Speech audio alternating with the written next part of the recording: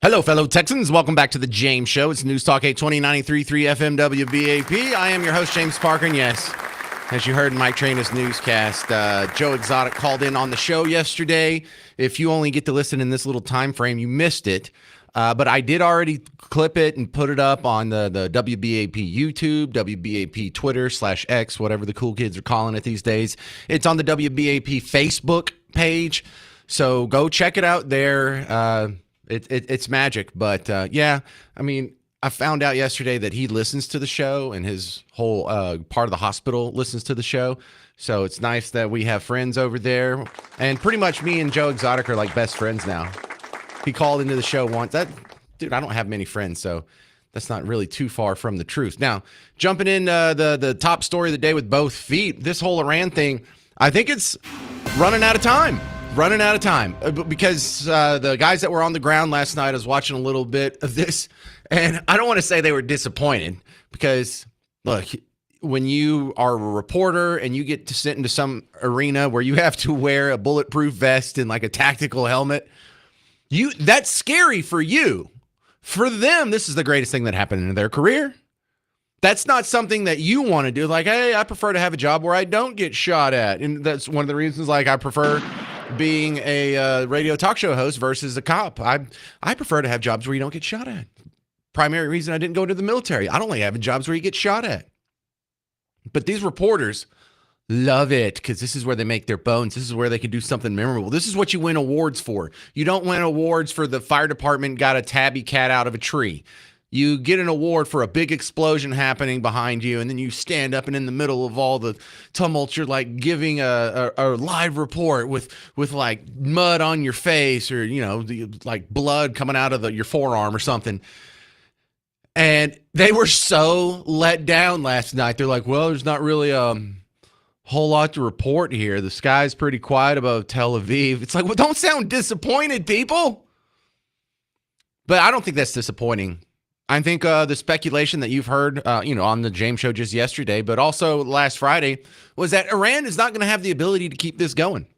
Iran is down to just whatever missiles they can shoot now, and that seems to be dwindling. They don't seem to have an ability to replenish their supply once it's exhausted.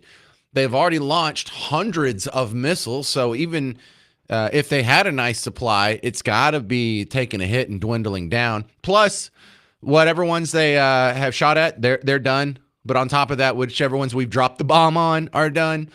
They don't really have an air force. They don't even really have an air defense anymore. So Israeli planes can fly over Iranian airspace with impunity. So I think the clock is ticking. Now, the libertarian side of me says no more forever wars. This isn't going to be a forever war. This isn't going to be in Afghanistan. I don't think anybody has the stomach to put boots on the ground. Definitely not me. But I think even the more neocon warhawks among us don't want boots on the ground. So then we're looking at what does the end of this look like? What is the point of this? All right, so 2 sound clips I think are going to summarize where Donald Trump's head is at, because who cares what I think? It really matters what this guy thinks. One thing he said yesterday, right before the James Show, is Iran wants to talk, which is kind of good news here if he's not exaggerating or doing his truthful hyperbole. Have you heard any signals or seen any messages from intermediaries that Iran wishes to de-escalate the conflict? Yeah.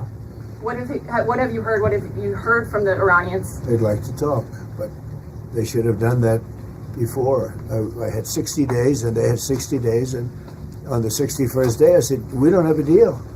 They have to make a deal, and it's painful for both parties, but I'd say Iran is not winning this war, and they should talk, and they should talk immediately before it's too late. And what would you say, in your opinion, what would it take for the U.S. to get involved in this conflict militarily? I don't want to talk about that. Okay, so that was one good glimpse into where his head is at. The other one, I'm sorry for the terrible audio, but he was at the G7 summit yesterday in Canada. He left early. He's on the flight home on Air Force One last night. So this is on an airplane, ton of background noise, very hard to hear. And if you can't understand it, I'll translate it as soon as he's done. What specifically is better than a ceasefire? What are you looking for here? And then not a ceasefire, an end. So something that would be permanent. Yeah, or giving up entirely. That's okay too. Are you close there? Is that possible? Is that possible in the next 24, Why 48 not? hours? Certainly possible. Complete give up. That's possible. Yeah. So a complete give up is what he's asking for. Complete give up. Okay, let's try and decipher that into regular speak here. Complete give up.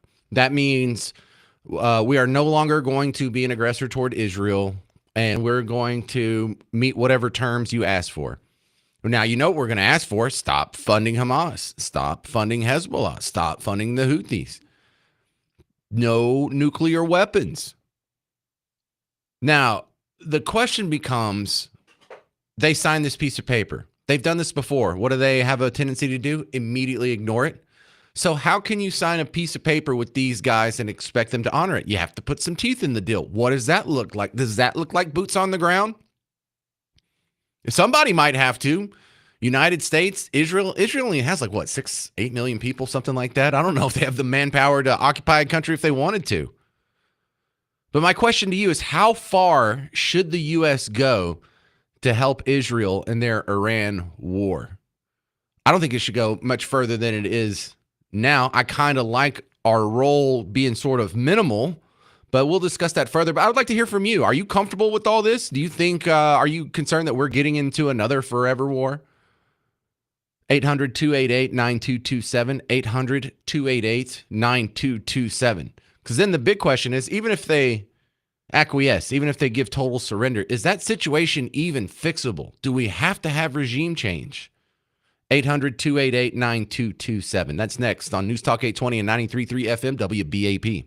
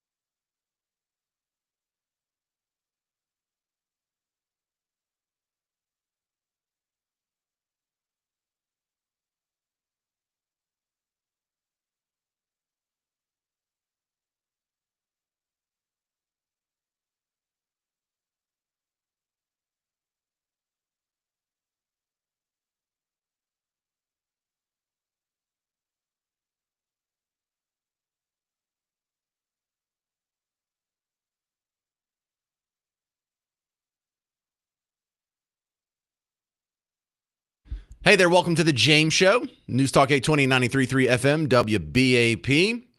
The top story, it's going to be huge in the history books. I know this isn't something that y'all are chatting about at the water cooler all day, every day, and it doesn't really directly affect you.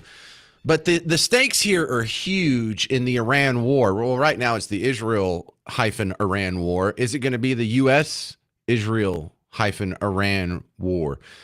How far should the U.S. go to help Israel in their Iran war is the big question here. But in the history books, and as far as just world peace, period, the number one bad actor is Iran. You solve Iran, you solve about 4 different arenas of conflict. Of course, the Iran one itself, you solve them funding Gaza, funding Hamas. You saw them funding Hezbollah, which is a big pain in the butt, also through the Palestinians, and they've got a big foothold in Lebanon, and they stir up trouble in Syria. When there was an ISIS, Iran was helping them. When there was an Iraqi insurgency, Iran was helping them. The Houthi rebels are another proxy of Iran. So if you can solve for the Iran problem, I'm not saying like we'll have peace, world peace, or even peace in the Middle East, but we'll have as close as we've ever been in our lifetime. I would like to see what the arena looks like now. Who's going to be mad at each other? Who's going to be lobbing missiles or rockets or something to that effect?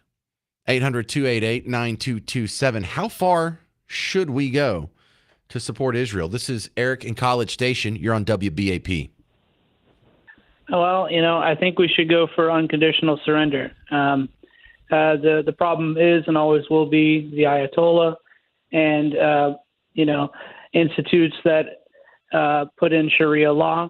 I just got back from Turkey. It's a wonderful country, Muslim country, sure, but without Sharia law, look, you need to have that country be opened to democracy again, as it was in the 70s.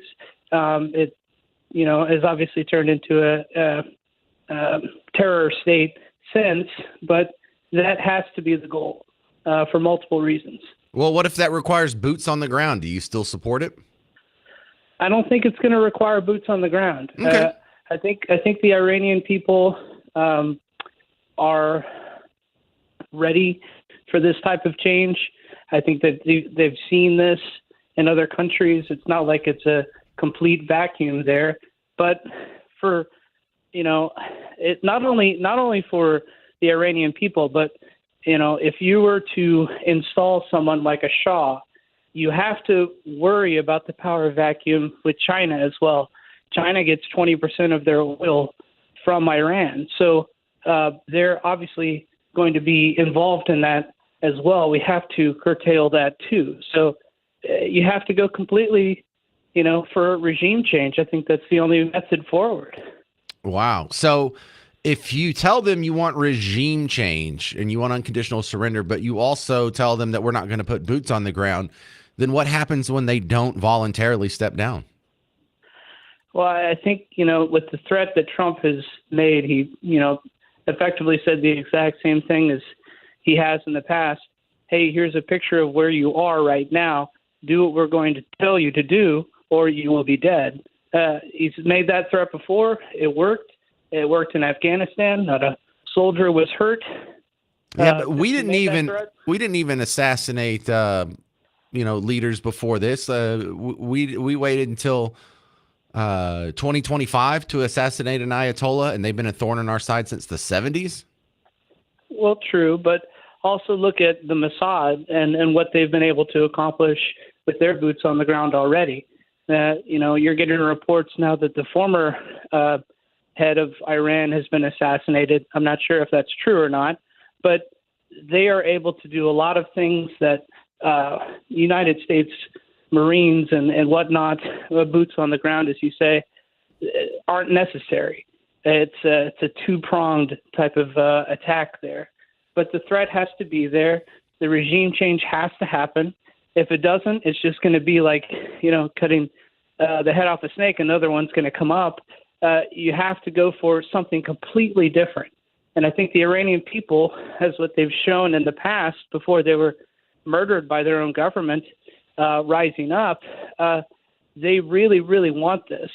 And I'm telling you, Turkey is a wonderful example of exactly what this nation can be like and was only 50 years ago. So it's not too long in the distant past for these people to, talk to their parents or their grandparents. They'd be able to tell you exactly what it was like and want to have more freedom. And I think you're gonna see something of that nature. You really have to go completely for that, because you're not really going to get another opportunity, not like this. All right. Well, that's a good chat, Eric. Now, let me tell you exactly where I put the boundary on this one. As far as American involvement, I hold true to my capitalist/libertarian worldview, and the fact that if Israel needs some of our weapons, they can buy them. I'm not going to just give them away at taxpayer expense. We could lend them, and they could pay us back later on credit. We will never put boots on the ground. We will never fly an American plane to drop bombs over Iran. We will never fire missiles ourselves. But I'm of the belief that our sort of being the big brother to Israel has extended this conflict far longer than it would have lasted had we minded our own business. Because this is like if I'm following around like a 7-year-old child, and anyone who slaps him in the face, I stop the fight once it happens. Well, he's never going to stop getting into fights. He's just going to have small fights that he wins constantly.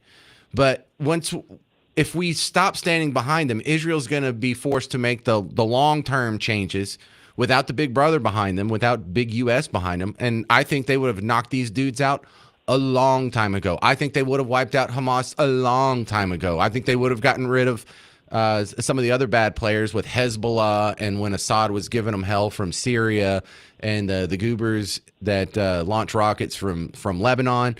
I think we've extended this war with our intervention and our air quotes helping. And it's not unlike what happens when we help people around here, when you help people on food stamps, when you help people with Section 8, when you help the native Indian tribes, who is suffering more than anyone else, the people who are getting the most help. It extends the suffering by not allowing them to learn how to be autonomous. They're not letting them stand on their own 2 feet. We've now created what's kind of like a 51st state. And so if we're going to get any more involved in this, we need to offer them statehood, and they need to accept it. I agree. I mean, and it's basically fighting smaller fires, without really actually tackling the major problem. I mean, we saw this with the Houthis as well. That was solved, So it all goes back to the regime, and you have to have regime change, and it's vital, it's necessary. But I do agree. In this technological age, I hate to interrupt. I just got to run. I'm out of time. But thank you very much. It was a good chat. Great call. That's Eric in College Station. If you want to be next, 800-288-9227. 800-288-9227. How far do you think we should go to help Israel against Iran? I think it should be absolutely minimal. 800-288-9227. I'm James Parker on News Talk 820 93.3 FM WBAP.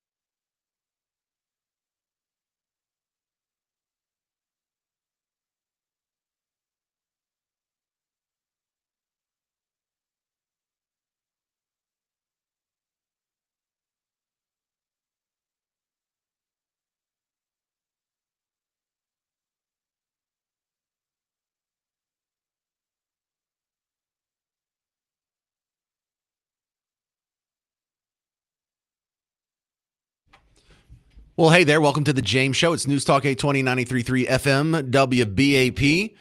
Top story of the day, the Iran war. Is it dwindling? Iran says they're gearing up for their largest attack yet.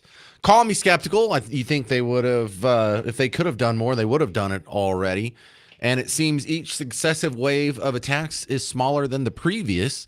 So it appears to be this thing's going to wind down fairly soon. However, this has the potential to not just be the next little flare up that goes away in a week or two, like it did last April. You remember that when there was like 200 missiles and whatnot launched at Israel after they had done some strike in Iran?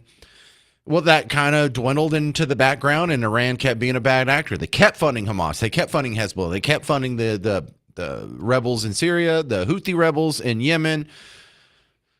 So are we ever going to get past that?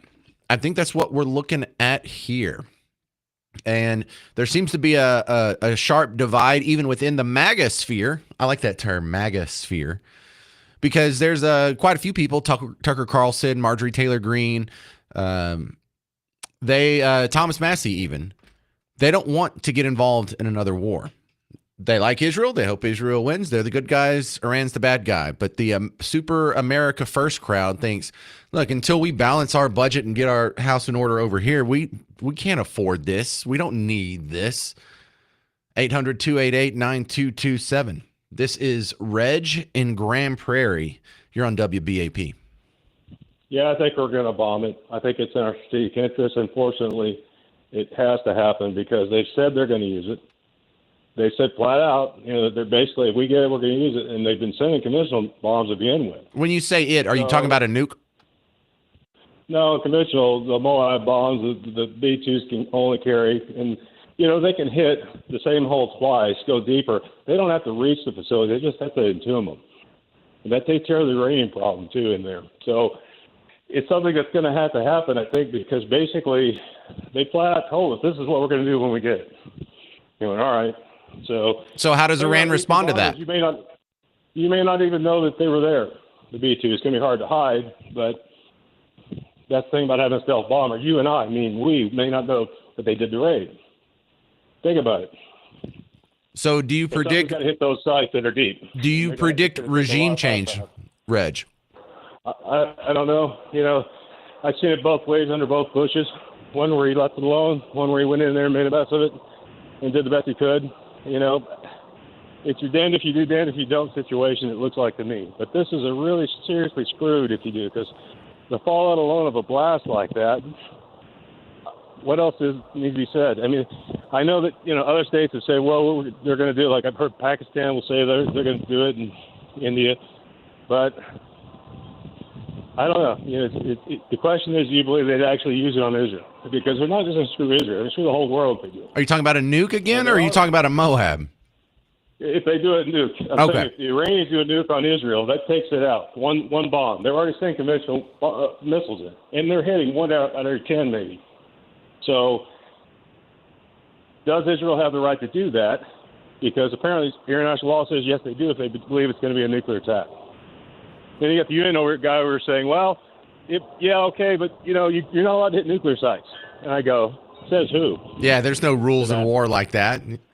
Okay. No, the whole point is you're going after those assets. That's what you're trying to take out to begin with. And so maybe 20, 30 years it sets them back and regime changes on its own somehow. There's something else. I don't know. Well, regime rarely just changes on its own. There's a couple ways that could happen. We could do the military intervention where, like we did Saddam Hussein. That was a great example of both outcomes. We invade, but we don't topple the regime. We let him stay in power. You see how that works out. He'll kind of lay low for a while, but he'll continue to be a bad actor. I can tell you how my 88-year-old father would say about that. And I'll tell you this. I agree with what Trump's doing. The only thing I don't agree with him is on Iraq, because you really don't know what they got till you go in there and take it out. And if we'd had an exchange, those two had gotten the nukes, I think you'd have a real exchange. I had a 7-year war. Yeah, well, we're going to happen again. We also recognize that when we got rid of Saddam Hussein, Iraq hasn't given us any problems then. So I think that's kind of a best case scenario. And, when some people say, well, you just occupied two countries for 20 years and didn't get anything out of it. I think we did. I think there's like 28 million Iraqis who are glad they don't have to live under Saddam Hussein. And while their new government isn't ideal, they're not funding terrorism like they used to. They're not invading their neighbors like Saddam did. It's an improvement. It was a costly one, but it is an improvement. Can we do the same in Iran? Pam, North Richland Hills, you're on WBAP. What do you think? Hi. I think the mullahs need to go, and the reason our country has prospered above others is because our founders feared and revered the one true God, and the Lord, the one true God, says, "I will bless the nations who bless Israel and defend them," and that's in Isaiah, and it's in other places in the Bible. If I challenge your listeners to look in there and find it. And also, I trust that President Trump, he's seeing the much bigger picture, privy to a lot more intel than you and I and everybody else. And I trust that he will do the right thing as far as what's it going to take to stop this very serious threat of wiping out Israel and hating America from the land of Iran and the mullahs. Okay, listen, I'm a Christian. I am totally in favor of, the founding fathers were reverent to Jesus and Israel and all that in Christianity. But really, the thing that separated us from other countries, there's plenty of Christian countries that weren't as successful as us. You got to give a big nod to free market capitalism in that one. The prosperity doesn't come just from faith alone. It comes from faith and also a superior economic system. So these otherwise Christian countries that embraced, communism, Marxism, socialism, their faith in God didn't overcome their bad economic system. So let's not say it was all Christian related. It was also very much our system of government, which more reflects the system of government that was spelled out in the Old Testament than socialism is. The sort of the judges area was very decentralized, weak, central authority kind of government. And I think we were closer to that than other countries. So that probably gets a nod. I think the rest of that, you're totally on board. I'm totally on board with that. Well, if I may, I'm thinking of George Washington. They were fighting when they were putting the Constitution together, or trying to, and they're grabbing their coats ready to walk out, much like our politicians are doing today. And George Washington said, hold on. And he proposed that they call on God Almighty to help them to write the Constitution. And that's the way it went. That's the way it went down. And God has blessed our nation. Although America's got teeth knocked out and black eyes and the hideousness, we don't even need to go there. No, I think we're in agreement here. This another good thing to remember that's right along that train of thought there, Pam, is the last line of the Declaration of Independence is a prayer. 800-288-9227, 800-288-9227. See, that'll give you something to Google on the break. Coming up next, Tony Ortiz from Current Revolt was at the protest this weekend. Did they even know what they were protesting? You'll hear his review next on News Talk 820 and 93.3 FM WBAP.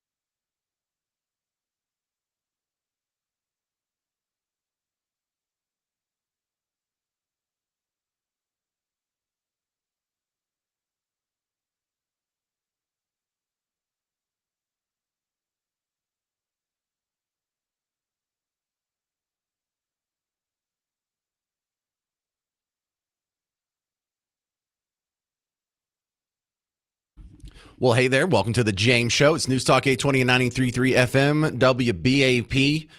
We all saw the protest this weekend, and we're not done with it. There's another one coming up like 2 weeks. Not this weekend, but next weekend. I know because I'm on the newsletter. I'm on the mailing list for a lot of these groups. And, you know, here's an experiment for you to do. If you don't mind your social media feed just being whacked out for a minute.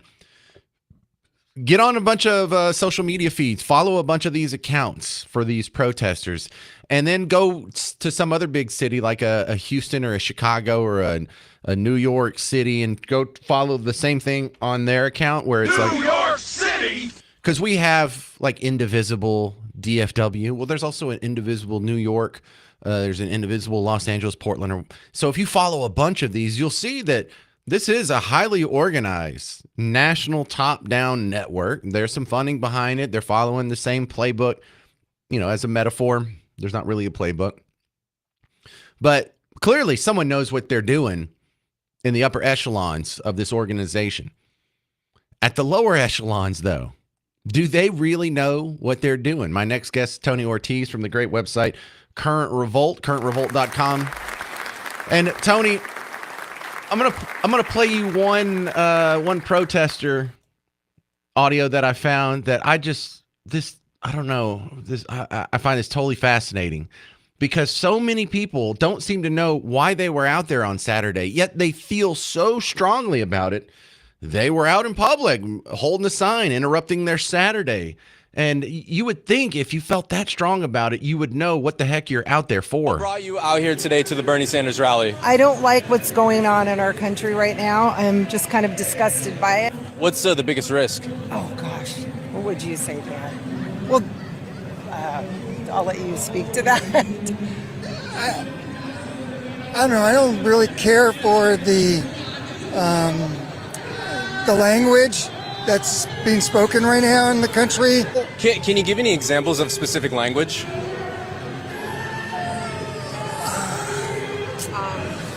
Let me think about that. So many things, I don't even know where to start. I would say, oh gosh, Dan, help. This is... And he asked him a third time. Yeah. What's changed over the last couple months post-Biden administration for you guys? Oh gosh. Once again, where do we start? Okay, you go for this one. It's a whole list of things I can't think of right now.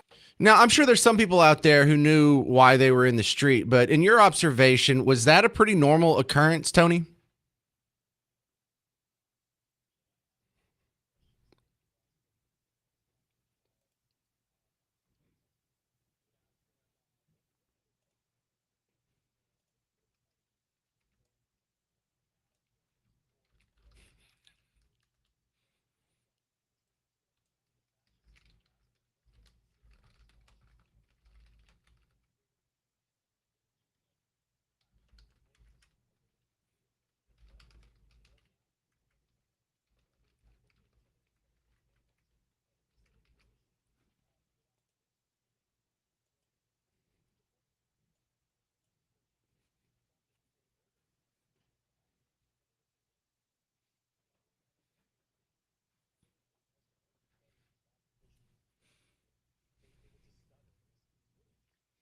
Well, then let's go to the next step. Tony Ortiz, I know you're not a mind reader. You're just a reporter at Current Revolt. Why do you think they're animated enough to get out there not knowing the answer to those questions?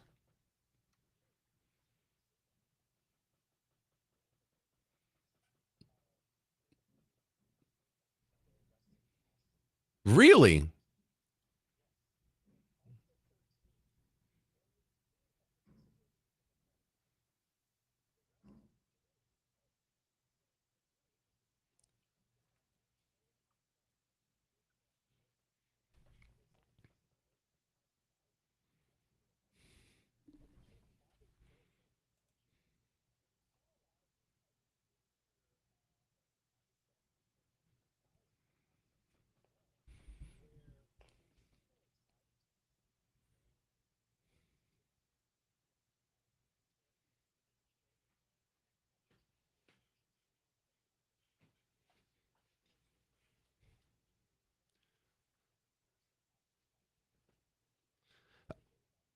All right, we'll continue with Tony Ortiz from Current Revolt, and I'm going to go in a little more depth on why I think these people are getting out in the street, and it's kind of along the same lines as searching for clout.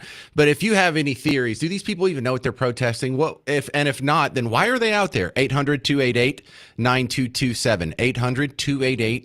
800-288-9227. We'll continue with Tony Ortiz from currentrevolt.com. I'm James Parker. It's News Talk 820 and 93.3 FM WBAP.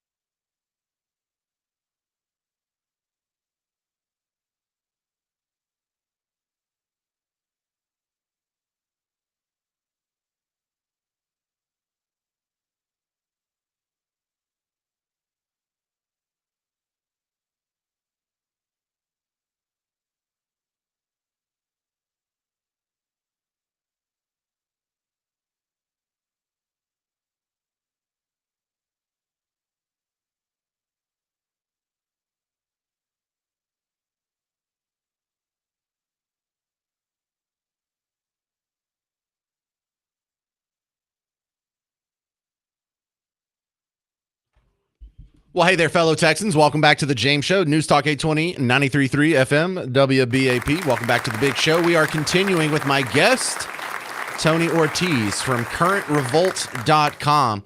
Now, you've gone to a lot of these protests already this year, and I think you do what I do. You've probably signed up for a lot of their newsletters and followed them on social media and whatnot. And I get the impression that there's no end in sight to this current round of protests.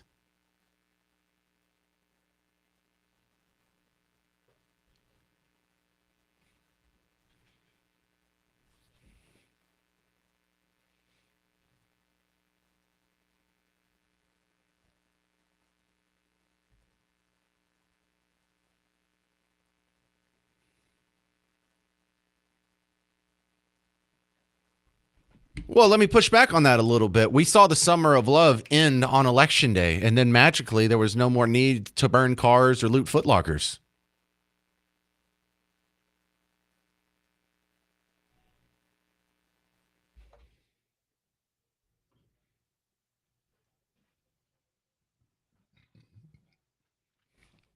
Well, I think even they recognize they can't keep it going year round. They can do this in about 3 months spurts at a time, and then they have to cycle in the next grievance. You know, like here's the Women's March, and here's the anti-ICE protest, and here's the pro-Palestinian protests. And so I think they have to keep a cycle going because they can't sustain it on a lot. People lose interest, but we have short attention spans.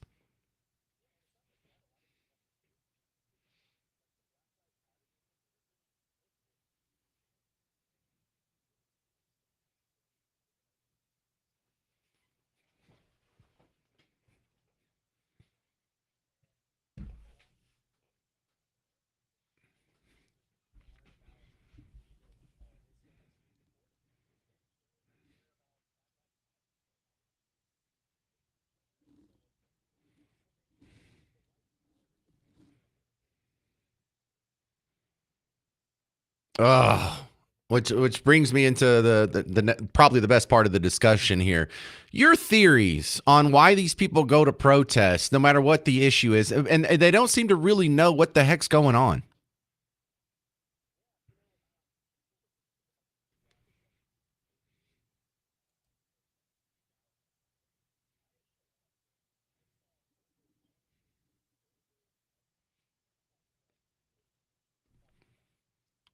Dude, hang on, man. I'm in my 40s, so I'm classified.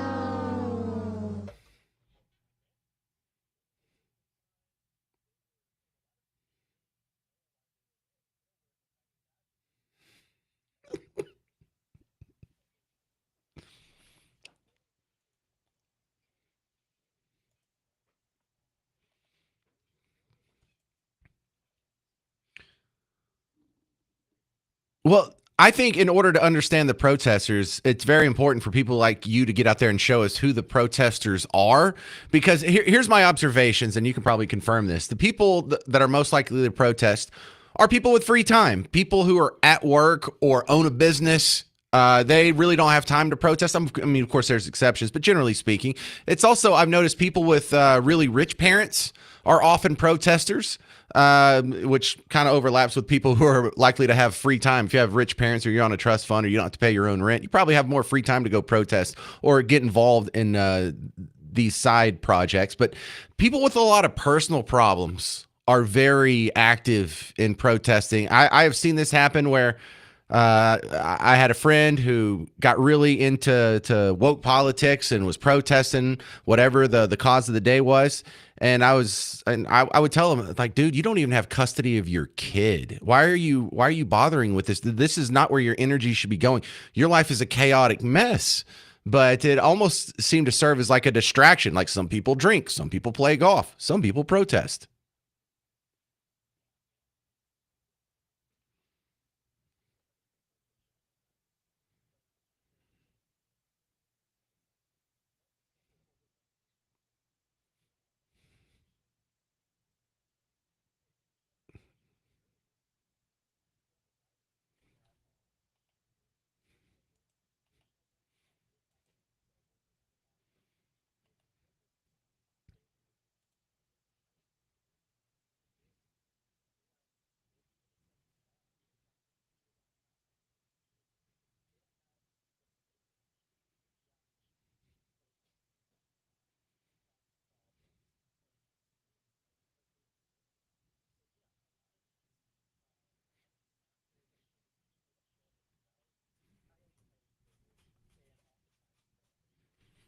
Well, I think a big element here is the social media factor. You had said in the last segment something that is so true. We're talking with Tony Ortiz from Current Revolt, by the way.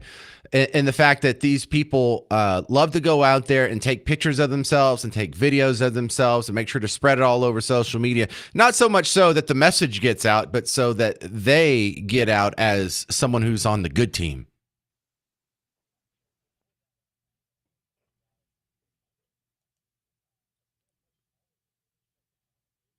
Right?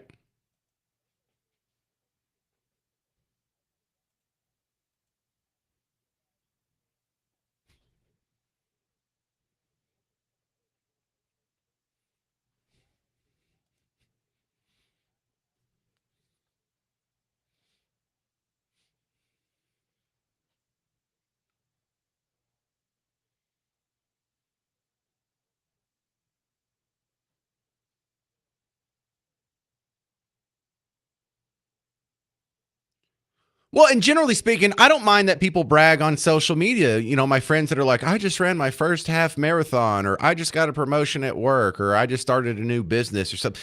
You know, bragging isn't necessarily a bad thing. I like to cheer these people along. But for the people who have no real accomplishments or even no skills or, personality or anything going on, this gives them something to brag about. This gives them a sense of clout. Look what I've accomplished. What have you been doing today? I was saving the planet. What were you doing? I was fighting tyranny, Tony Ortiz.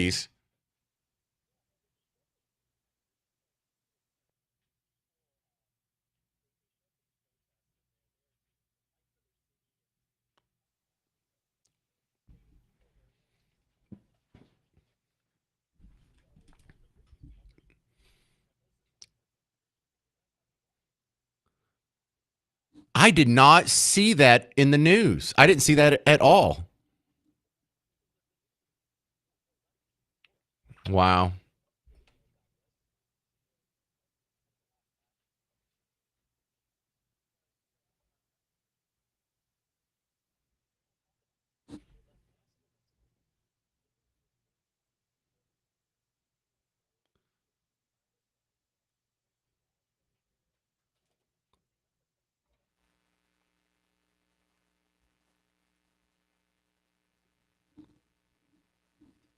See, that's why we got to talk to people like Tony Ortiz who are on the ground. I'm sorry, wrong button. Who are on the ground and not trust the news there. Thank you very much. This is Tony Ortiz. CurrentRevolt.com is his website. Go check it out. I go there every day for James Show prep. And I appreciate your time again, Tony. Thank you, sir. Right. And it almost feels religious. Like people are filling the void. They've rejected religion and they filled that hole in their soul with this sort of worldview, this ideology. It kind of is their church. 800-288-9227, 800-288-9227. Why do you think these people protest when they don't really know what's going on? I'm James Parker. It's News Talk 820, 93.3 FM, WBAP.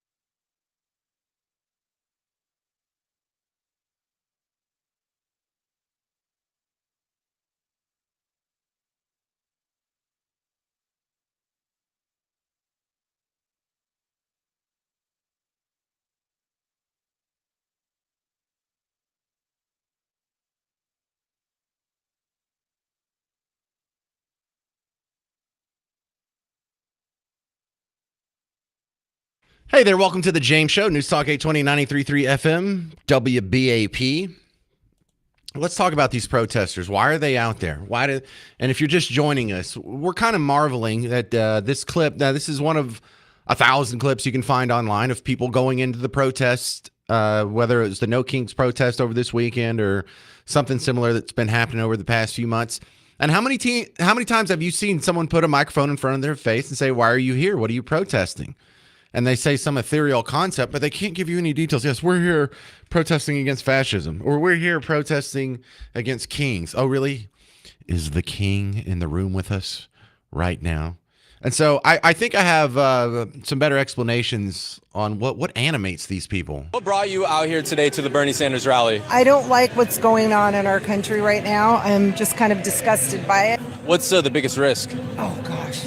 What would you say, Dad? Well, I'll let you speak to that. I don't know. I don't really care for the language that's being spoken right now in the country. Can you give any examples of specific language?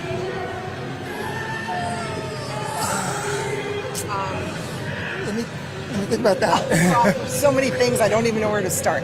I would say, oh gosh, Dan, help. This is...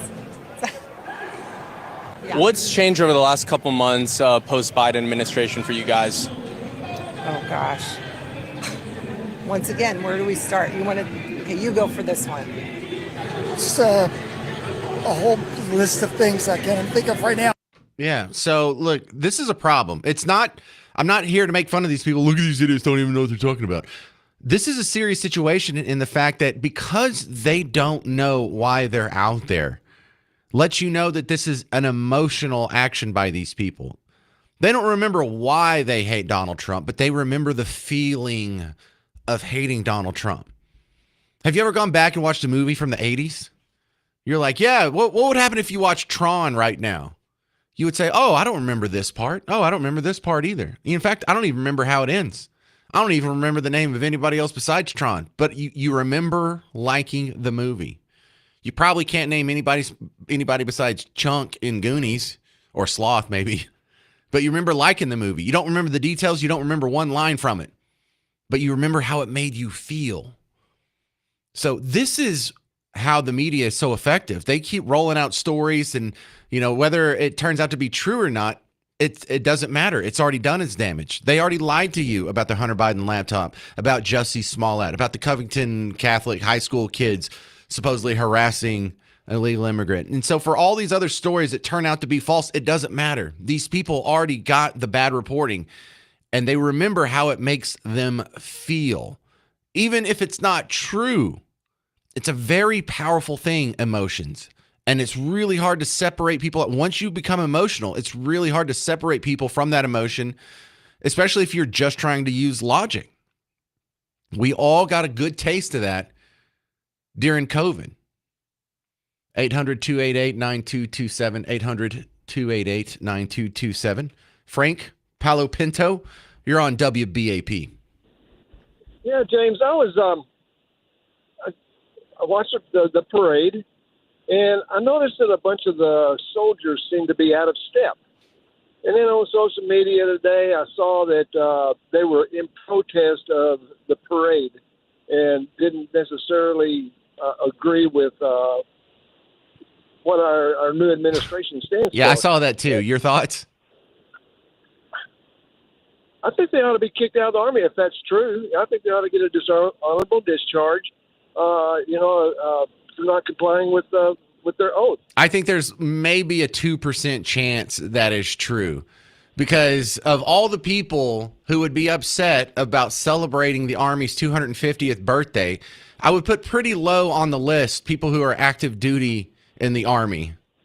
Well, I would too, and it just seemed weird. I thought, well, I'm gonna put this out here and get some good feedback. Well, it doesn't make any sense. Don't listen to your skeptical self.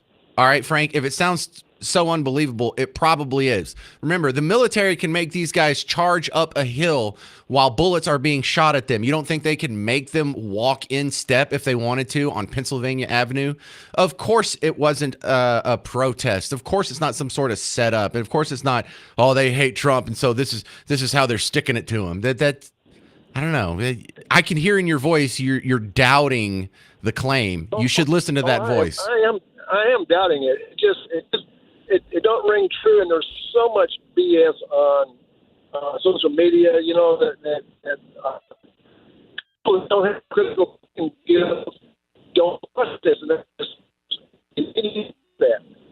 You know that it's got to be true that these soldiers are gonna give it to Trump. You know, give it to the.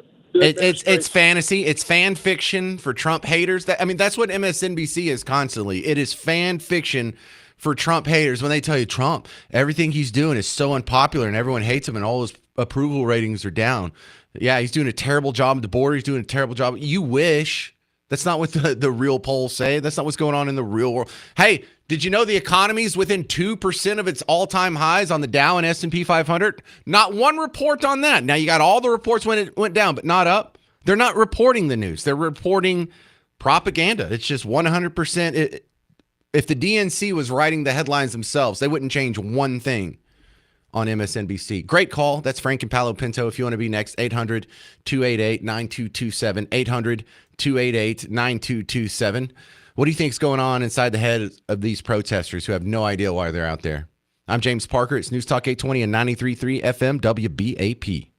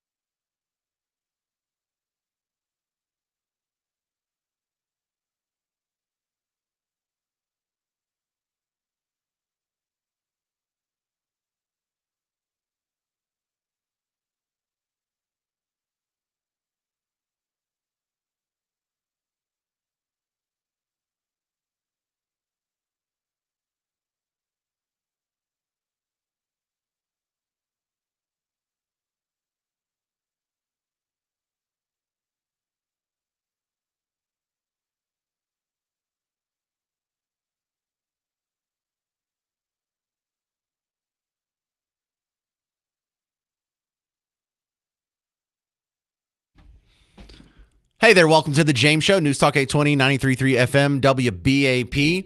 We're just having fun trying to get into the head of some of these people that are protesting constantly. For one thing, you and I don't understand it. We never do it because we know that if you don't like the laws, the way they're written or the way they're being enforced, one of the least effective ways to affect change is to make a sign and go stand in the park. that doesn't really force anyone's hand. However, it's constantly being used. Now, what is the point of this? So we've been sort of theorizing here. For some people, it's a virtue signal. For some people, it gives their life meaning. For some people, it's a distraction from an even more chaotic personal life. For some people, they just have free time and they would like to try and do something with it, and they're shallow and haven't really looked into it this much, and they think that they're helping. Good and well-intended people just happen to come to a different worldview than, probably you and me together. But it goes too far when things start to burn down, and that's where we really start scratching our head. How can you set a car on fire, not like a military vehicle that you're fighting against, but just some random neighbor's car on fire, and think that you're on the good side? And then how can people see that and still think, hey, we're on the good side, or not wholly condemn and speak out against it? Well, check this out. Are the rules of the game changing?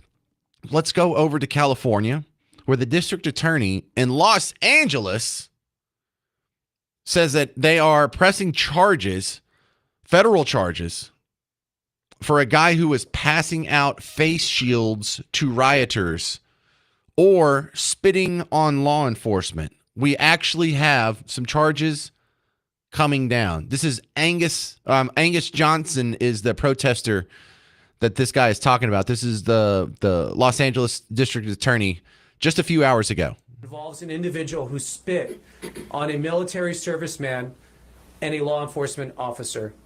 On Saturday, California National Guard and federal police were outside the federal building on Los Angeles Street trying to protect federal property. Angus Johnson confronted a California National Guardsman, and after heckling him, he spit on him.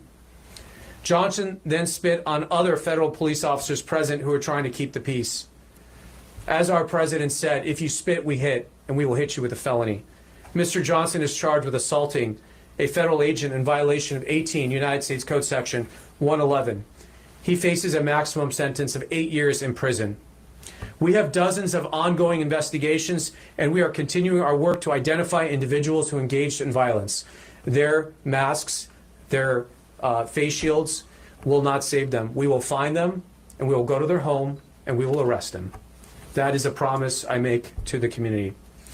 All right, well, get them. Go get them. Let's see if that holds out. 8 years for spitting on a few cops. That'll teach them some lessons, but I'm also reminded that the guy that shot up the Wilmer Hutchins School, not this year, but last year, he just got 5 years for shooting a kid. 800-288-9227. This is Michael in Dallas. You're on WBAP. Go. Hi there. I just wanted to note that I did notice a lot of the Army units seem to be out of step, which kind of bothered me. But I would note that the West Point cadets were in perfect step, as well as the West Point band right in front of them. So the other units might have been impersonating the Navy, but the Army guys knew how to walk. Did you say impersonating the Navy? I love that. So you're a veteran who does that fun little pretend animus that y'all have toward the other branches. Is that's what's going on? Well, I went to West Point, so on one day of the year we just like the Navy. The other 364 were all on the same team. I love it. No, I hear that. I have a lot of veterans in my family, and they rib each other. My dad was in the Army. I have an uncle who's in the Air Force, and they both like to pick on the Navy, and the Marines think that they're above all of it. And so I'm not allowed to participate in such slander and ridicule since I'd never joined any of the services, but it's fun to watch from the sidelines. Yeah, absolutely. You have a good day. You too. Great call. Let's do Don and Denton. You're up next on WBAP. Go. Yeah, I think a lot of the protesters don't know what they're protesting because they've been paid to be there. And that's all there is. Okay, now I've been to a lot of protests. I don't do it so much anymore because I'm tired of having my health threatened. But some of the people are paid. The people who are wearing vests, the people who are handing out signs when you get there earlier, if you sign up on their newsletters, they have like sign making parties at like 9 in the morning, and then the march is at 11 or the march is at noon. And so the people who are sending this out, the people who are running the websites, the people who are wearing the vest on protest day, the people with the clipboard, the people that the other people are talking to and asking for answers, they are paid. But that's maybe 1% of the people out there. So I really bristle at the idea that, they're just have a lot of people out there because they're paid. Well, some of them are, but the majority of them are not. And I think that's a dangerous misconception, because then you can just dismiss it as, people don't really believe that. No, a lot of people really do. Now, they're useful idiots, and not in the pejorative of the term, but in the technical political definition of the term. Because that's what a useful idiot is. They don't really know why they're out there, but they can be stirred up by the powers that be and pointed in a certain direction, create chaos, pointed in a certain direction, and try and achieve a result. Because listen, if only the paid people were out there, there would have been a couple dozen. It wouldn't be that big of a deal. They know that the true believers of their ideology make up maybe at the most 20% of the population. But look how effective they have been at getting about 40% of the population that's not really paying attention. That, someone's watching the Kardashians, someone's watching Judge Judy, someone's watching really all these dumb shows on TV. People are watching them. It is these people that you could just stir up with a couple of angry headlines. Celebrities make a few montages, and then they hear from their favorite rapper or rock star, Bruce Springsteen or whoever it is, that Trump is evil and Hitler, and they're just on board with it that easily. Okay. I think I outlasted my caller. 800-288-9227. Coming up next on the James Show, 200 dads were part of a Father's Day prank in Capel. Details next on News Talk 820 and 93.3 FM WBAP.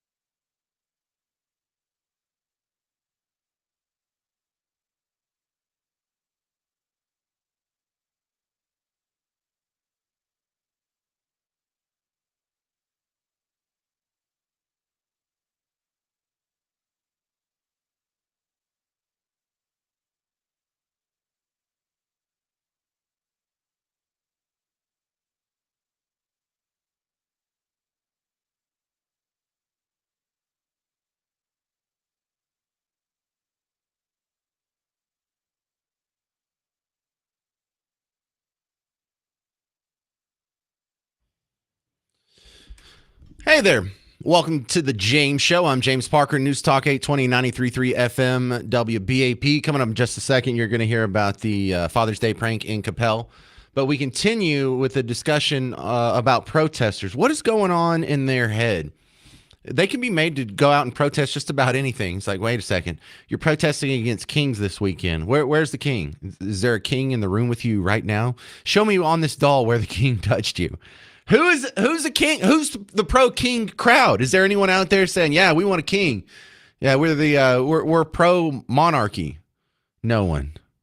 When they're out there saying Black Lives Matter, who's out there saying Black Lives don't matter? Is there that crowd? Is there when they're anti-fascist? Who is claiming to be a fascist these days? So what are they really saying? Why are they really out there? It's a fun discussion to have. David in Fort Worth, what's your guess? Well, I had an experience on No Kings protest day.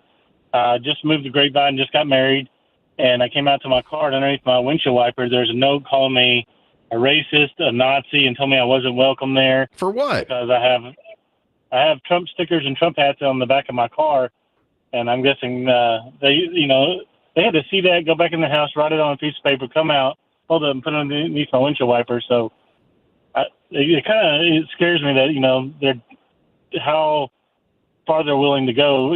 Make your signs do whatever you want. I don't care, freedom of speech, but now you're crossing into my property and my life. It's I don't like it. Well, it's a hobby for them. They don't really mean it. They're not really serious. Look, when the reason why we don't go out in the street and fight cops is because if we were going to, we wouldn't be chucking bricks at them. We wouldn't be hitting them with bags of fecal matter or whatever the nasty punks were doing up in Portland.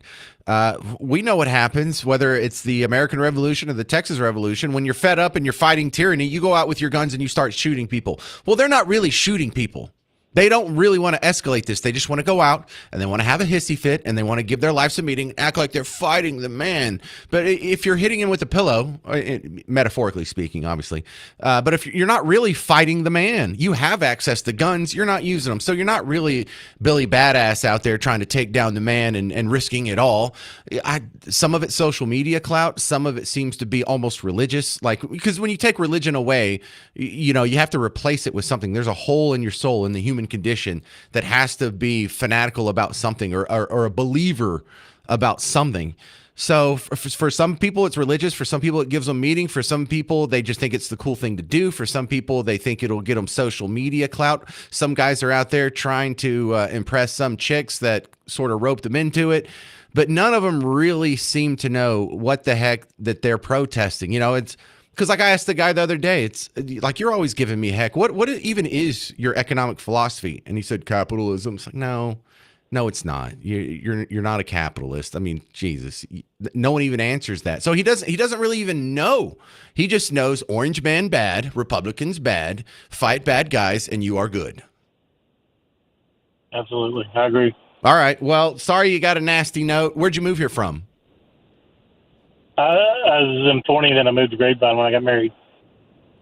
Oh, okay. Well, so you're a local anyway. All right. Well, good stuff. Don't worry about the people in Grapevine, because look, they don't have guns. What are they going to do? Slap fight you? Anyway, 800-288-9227 if you want to build on what David in Fort Worth was just talking about. But up in Capel, there was a Father's Day prank. And this is adorable. I like this prank. It's a good, solid prank done by the wives. There was some ladies group at a church up in Capel. It was a Catholic church. And they said, hey, I got an idea. Why don't we all get our husbands to wear the same shirt? Well, how are we going to do that? Well, look, this is the link. We all buy it in whatever size. And then the day of, we say, hey, will you put this on? I think this would look really good on you. Or give it maybe as a Father's Day present in the morning. Hey, will you wear your Father's Day shirt? And so the guy just trying to be nice, and we're not especially fashion conscious, the fathers of Texas. And they showed up at church, and over 200 guys are wearing the same shirt. And you know what? That's just funny right there. That is good job, ladies. I kind of do a similar thing with Mrs. Parker. Hi, Miss Parker. I'm on the radio, and it kind of makes sense that so much of what I do here is a bit. But even when I'm not on the radio, half of my life is just me doing bits on the people around me. That's why this job is perfect for me. I'm not like acting like anything. This is just how I am. So I do this bit to Miss Parker where I'll see, like, if we're going to go out somewhere, whether it's a date or to church or to Sunday dinner at my parents' house or whatever, I'll wait and see what she changes into. And then at the last second, I'll go run back to the closet and I'll change my clothes to where I match her. And I can't always do it. Like Sunday, she wore a floral print dress, and I didn't have anything that was close to that, so I gave up. But sometimes she'll wear like, hey, I'm wearing a little black shirt with khaki pants or khaki shorts, and so then I'll, at the last minute, I'll go run into the closet, and I'll go put on some khaki shorts and a black shirt, and then jump in the car real quick. And now she recognizes it almost immediately. But for years there, about halfway through the night, we're hanging out with some friends, and we're in the middle of a pool game. And I'll just say real loud to where all our friends can hear. It's like, oh, that's so embarrassing when you dress just like me, Miss Parker. God, and then we all get a good laugh because then everyone else notices that I did copy her, and they hadn't figured it out for the 2 hours that we were hanging out. So solid job on the prank, ladies of whatever church that was in Capel. You did a great Father's Day prank. Well done. I don't know if it'll work on me. Who am I kidding? Miss Parker could talk me into a shirt. 800-288-9227. 800-288-9227. Coming up next on The James Show, we got to get into some of this weird audio here where some protester thinks the founding fathers are stupid. I'll prove her wrong in a few minutes. I'm James Parker. It's News Talk 820 93.3 FM, WBAP.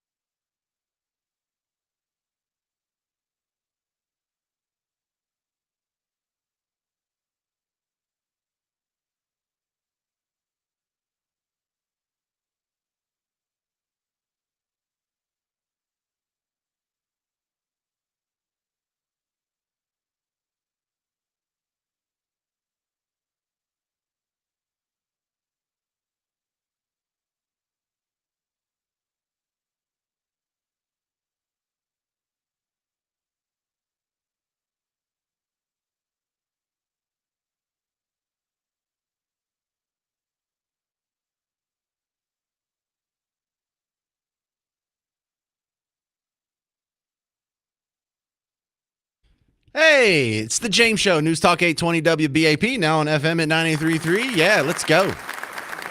I don't know why I'm in such a good mood today. Just roll with it, okay? Protesters are kind of driving you nuts. Viral videos are kind of driving you nuts. And it's fun watching young people sort of go through the evolution that many of us went through, where when you're younger, you're a little more liberal. And as you get older, a little more worldly and educated and wise, you kind of drift to the right. It's fun listening to them come up with the way they think the world should be. And a lot of them are just repeating what they've heard from people they've wrongfully trusted, whether it was people on TV or their favorite actor or their college professor or some other lefty that he has the cutest hair.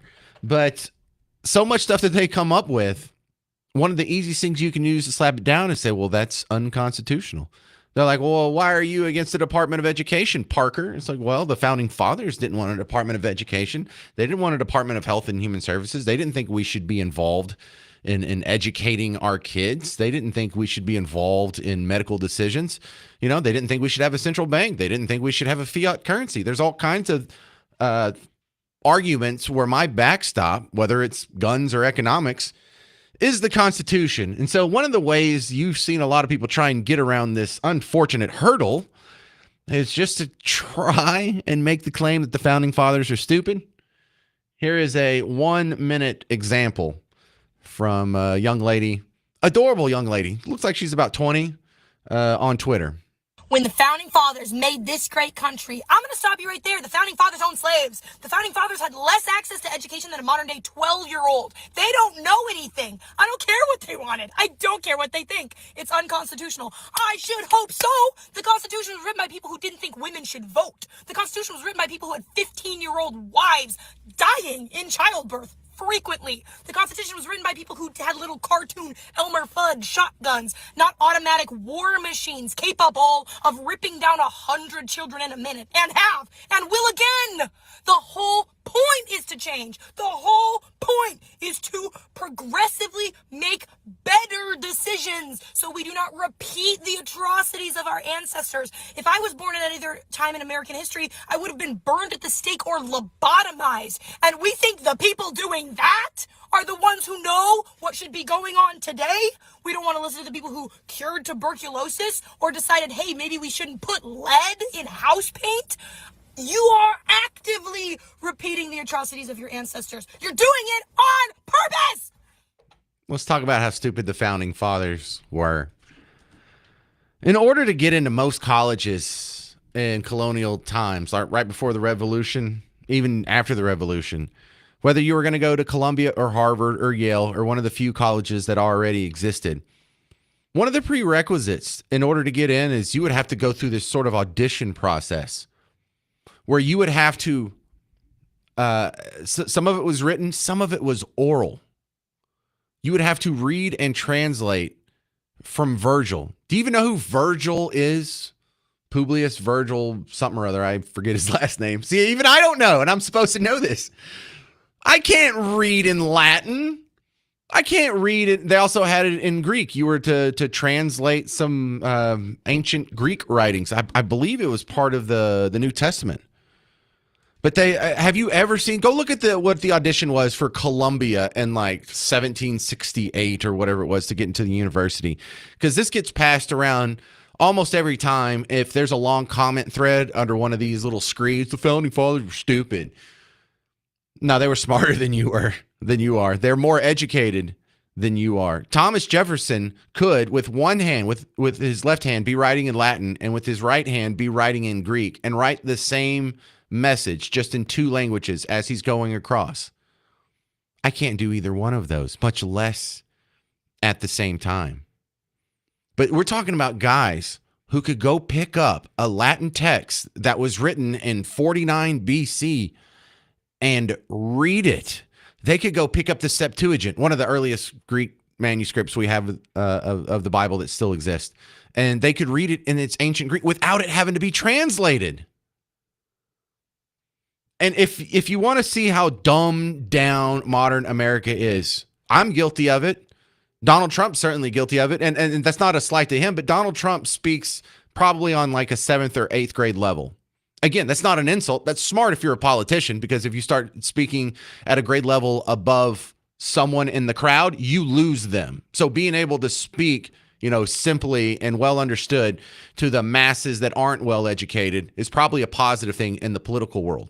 But our founding fathers didn't go through that. Have you ever read the Declaration of Independence? Have you ever just sat down and read the whole thing front to back? It's not long. I mean, it fits on one paper. Ask Nicolas Cage. Let me just read you the intro of the Declaration of Independence, because we are so seldomly exposed to college level thinking, to college level writing, to college level literature, that it's almost unrecognizable because we're so dumb. And I don't mean that to insult you. Again, I'm the same way. You don't hear me talking like this, and I wish I would. Actually, it probably wouldn't be good for me to talk like this as a radio show host because I would lose so many people. I'm just going to read this is like one long sentence, okay? One sentence. This is how the Declaration of Independence starts. When in the course of human events, it becomes necessary for one people to dissolve the political bands which have connected them with another, and to assume among the powers of the earth the separate and equal station to which the laws of nature and nature's God entitle them, a decent respect to the opinions of mankind requires that they should declare the causes which impel them to the separation. My God, do we have any politician who speaks on that high of level? Do we have any celebrity who speaks on that high of level? And that's one of the things that I think is attractive about some of this intellectual dark web crowd, whether it's a Jordan Peterson or even sometimes like a Neil deGrasse Tyson, is that, we're so thirsty for an intelligent conversation that when it actually happens, it's a novelty. No, the founding fathers weren't stupid, young lady. You just don't like some of what they said, and that's an intellectual shortcut to where you can dismiss it without actually having to address the points that they're making. And I love it. Yeah, the Constitution should be ignored. Oh, really? I think you're just talking about the Second Amendment. You're not talking about the First Amendment, are you? What's the expiration date on the freedom of speech? Were they dumb to write that down? Does that no longer count? Oh, no. Okay. So the parts that you count, those were smart. The rest of it, they were slave-owning idiots. Not believable. 800-288-9227. 800-288-9227. Coming up next on The James Show, retired Major General Bob Dees and I will discuss just how much more Iran can take before this war is over. 800-288-9227. It's The James Show. News Talk 820 and 93.3 FM WBAP.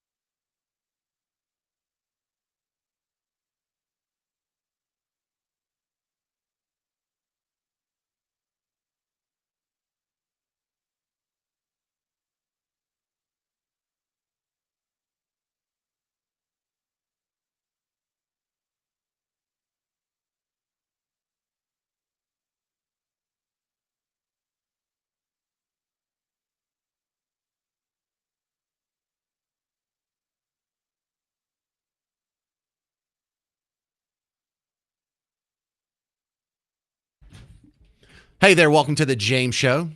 News Talk 820 93.3 FM WBAP.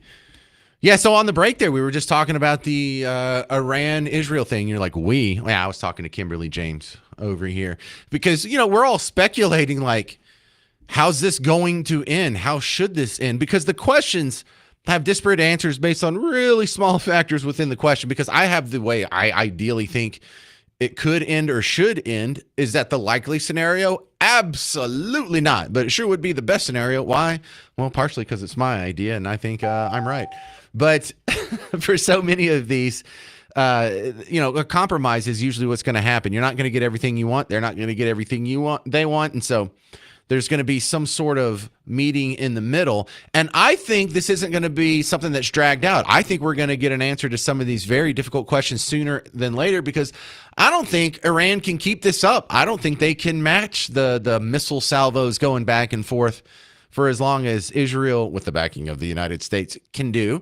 So let's ask someone with a little more depth of knowledge in warfare than old Parker here. Retired Major General Bob Dees is back on the show. Welcome back, sir. What do you think of my assessment that Iran they can't keep this up for more than a couple weeks?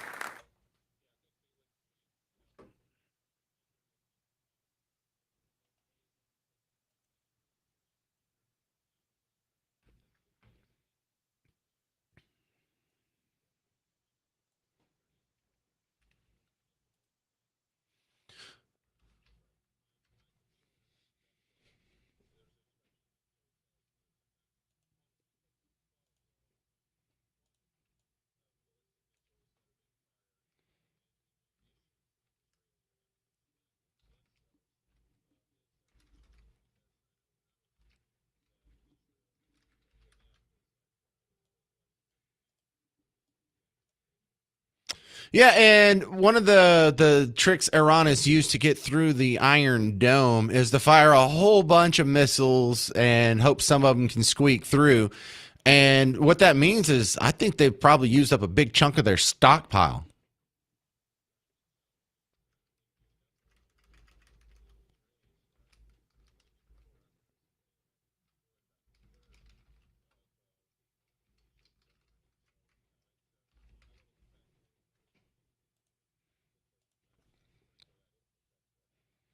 So when they're asking Iran to come to the table, what are we asking here? Just that they give up nukes or stop funding all these proxies, or because I mean that would be nice, and they could say yes, but how would we enforce that?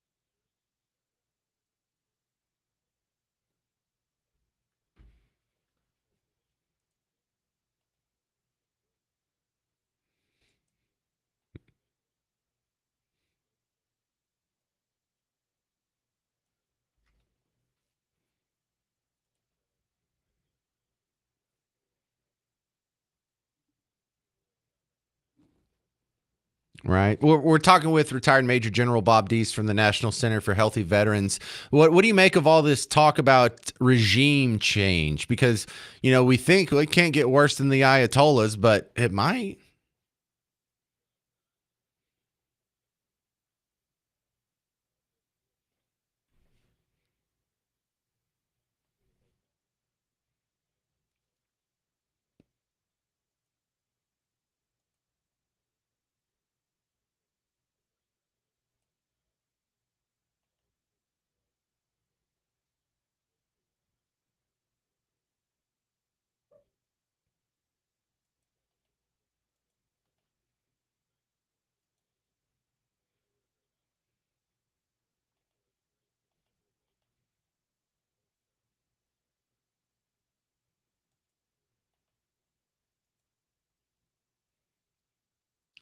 Well, if they do topple the Ayatollahs, who do you think is the likely candidates to replace them?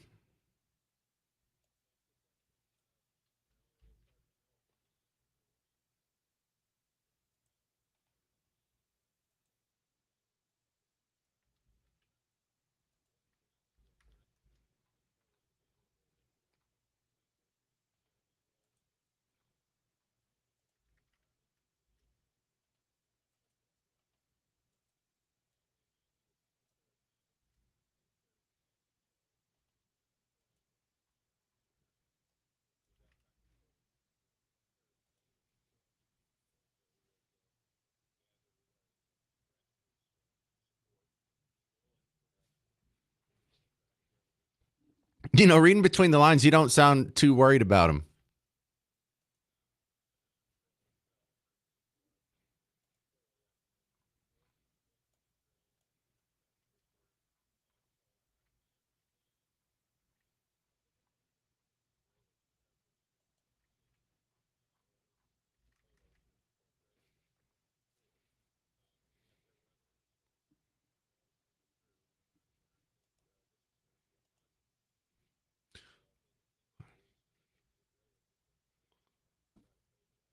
All right, we're talking with retired Major General Bob Dees. Listen, I got one more question, but only like a minute left here. We had the regime change in Afghanistan, which didn't work out. We pretty much had to turn it back over to the Taliban after 20 years. But we had the regime change in Iraq, which did seem to stick. Why did Iraq seem to work out better than Afghanistan?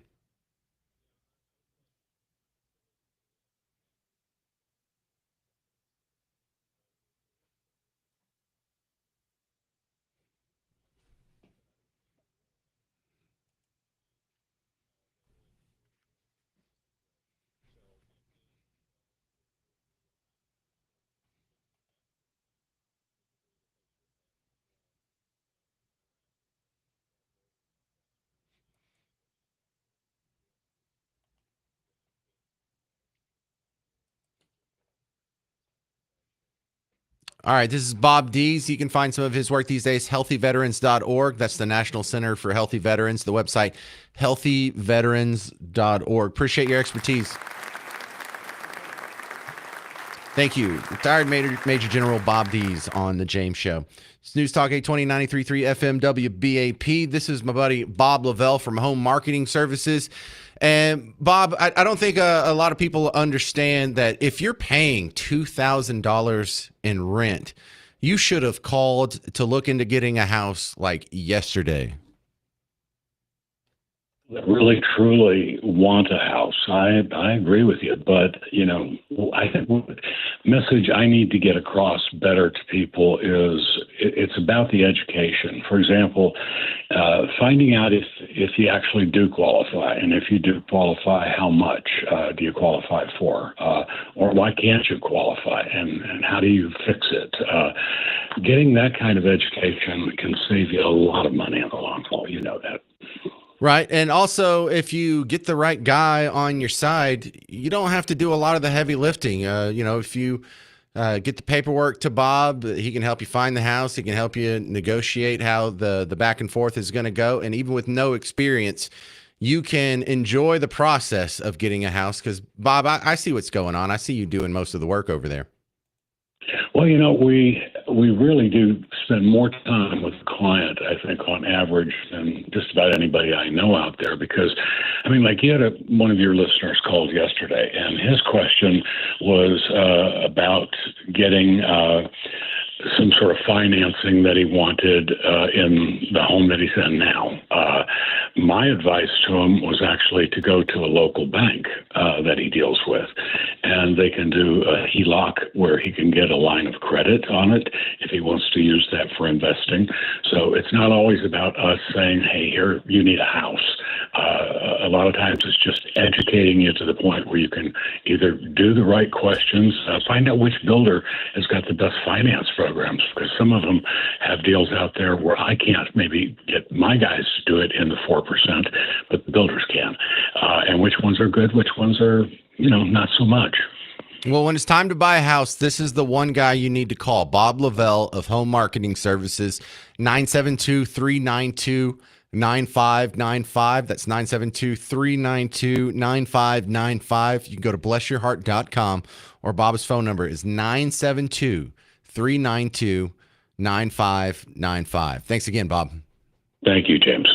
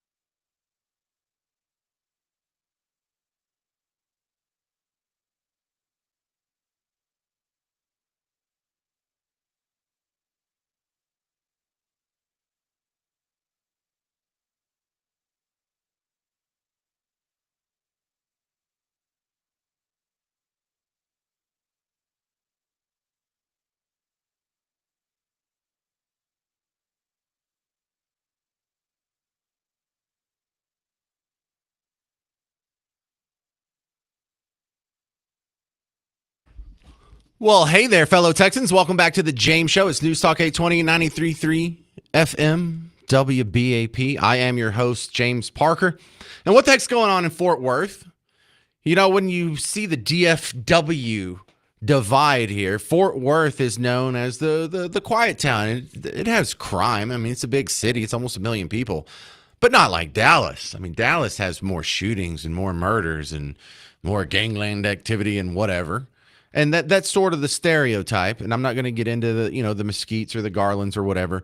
Let's just talk about Dallas and Fort Worth, because it is absolutely mind-boggling that of the reports of all the homicides that happened in Fort Worth just on Sunday.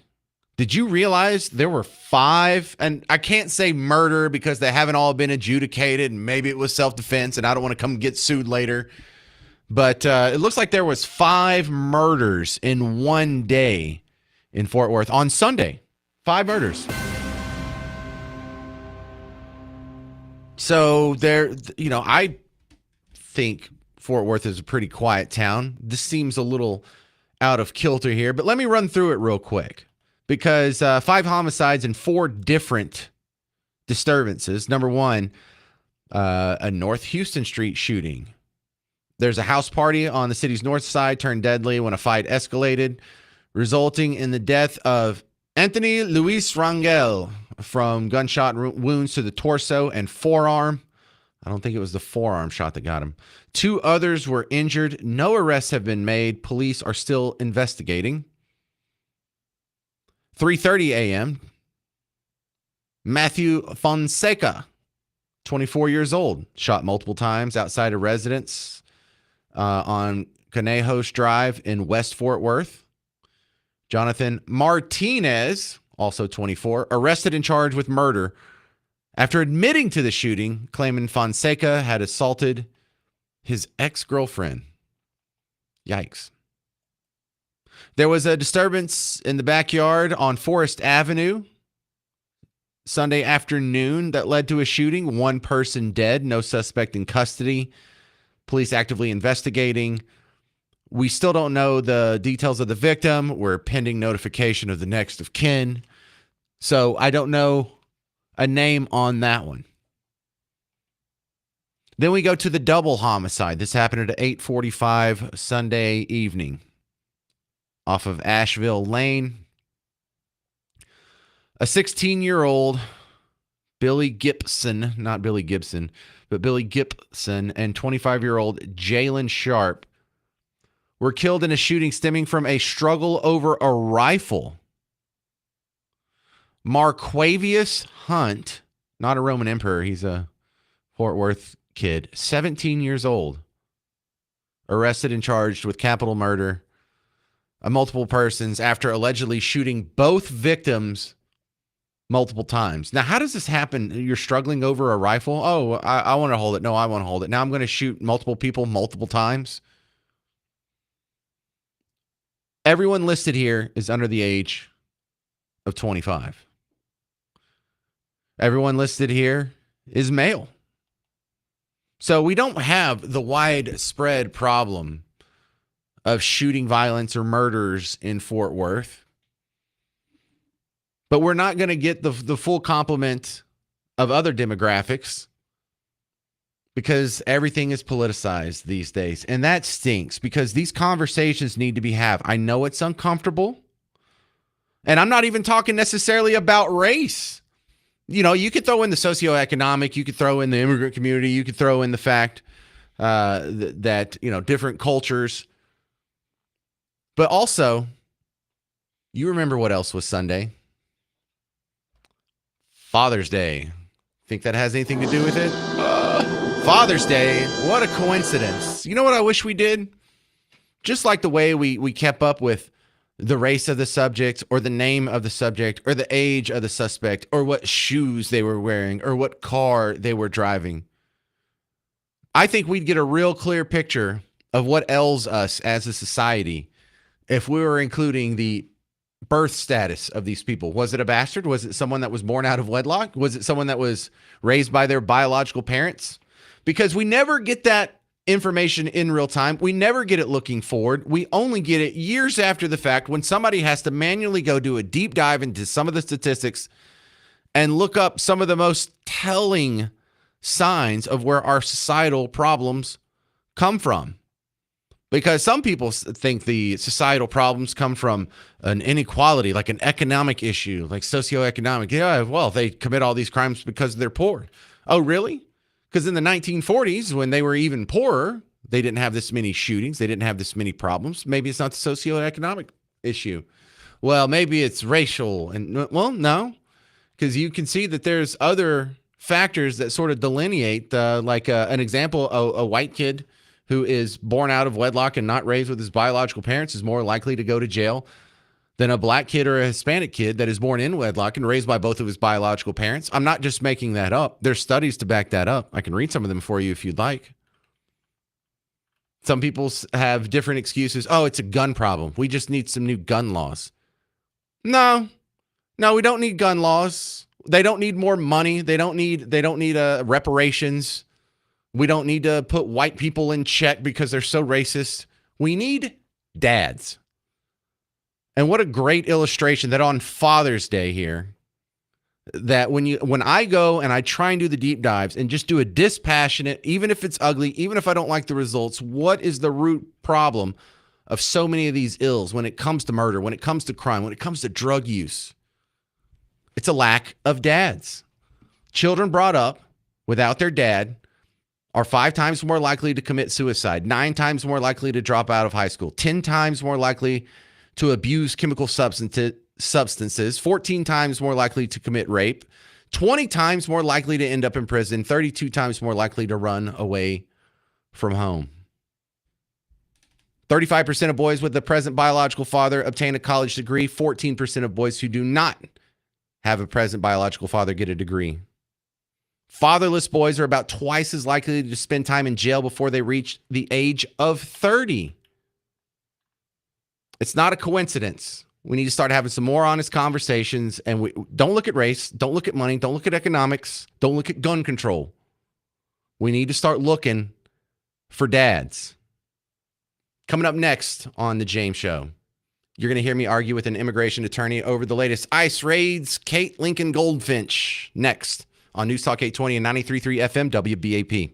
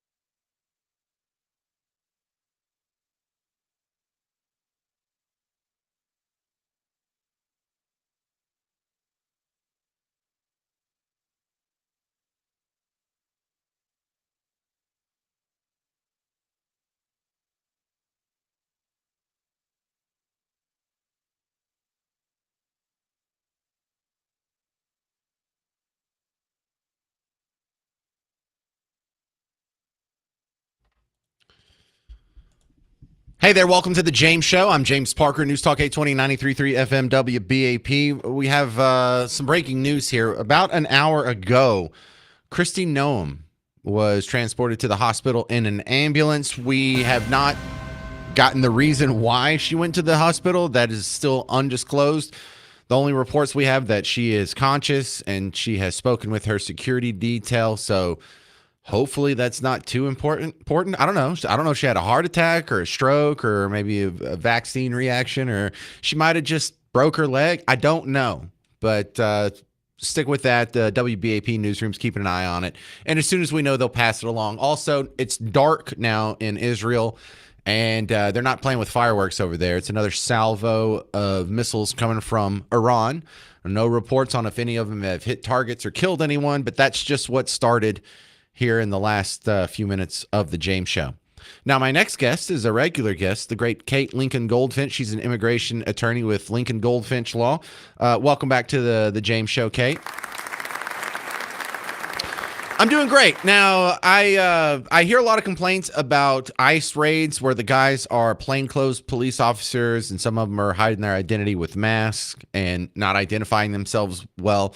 I just wanted to ask you, what are they required to do by law when they're making ICE arrests? Do they have to have some sort of ICE clothing on them, or identify themselves with a certain uniform, or can they be plainclothes? Is that a real complaint?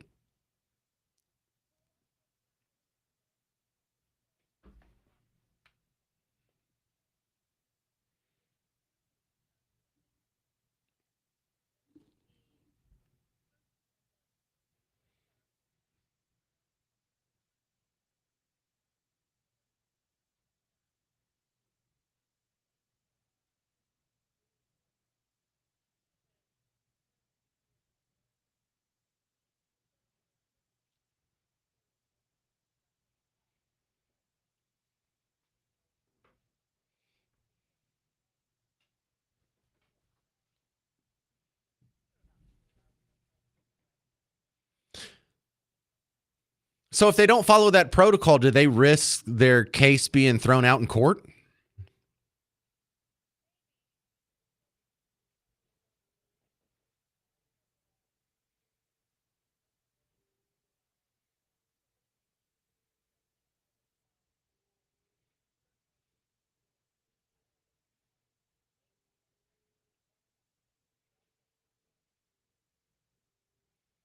So if you're a legal immigrant and someone claiming to be ICE is coming to pick you up and you think it's erroneous, what are your options?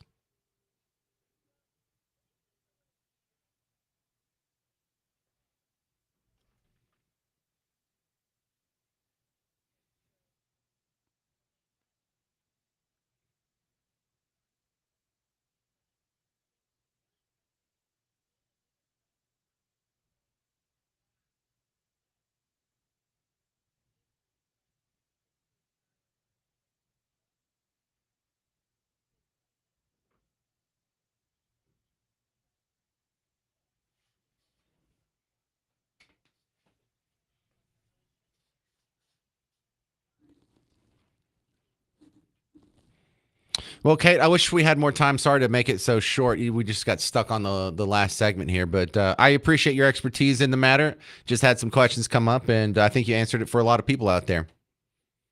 Thank you very much. This is Kate Lincoln Goldfinch, Lincoln Goldfinch Law. She's an immigration attorney here in Texas, and if you're looking for the services of such people, then I would start with her. All right, that's going to about do it for the James Show. Stick around because we're going to have updates coming up on the situation with Kristi Noem, the cabinet secretary who got rushed to the hospital just earlier this hour. Also, the missile attack on Israel from Iran.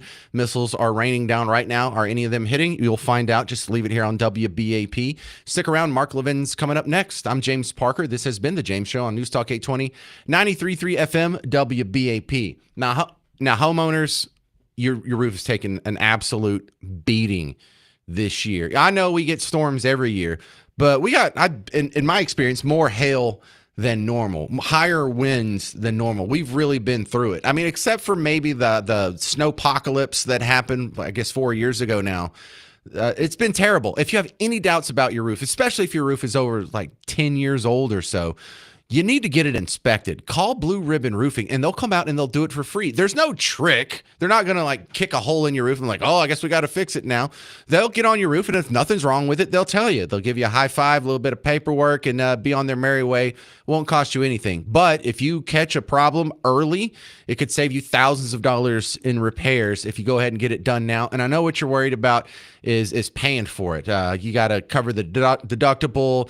Is the insurance company going to give you a hard time? They can even help you with that. So go to blueribbondfw.com. If you don't believe me, go believe some of the hundreds of 5-star reviews they've gotten off Google. Read a few of those. You'll feel a little bit better about going to blueribbondfw.com. blueribbondfw.com.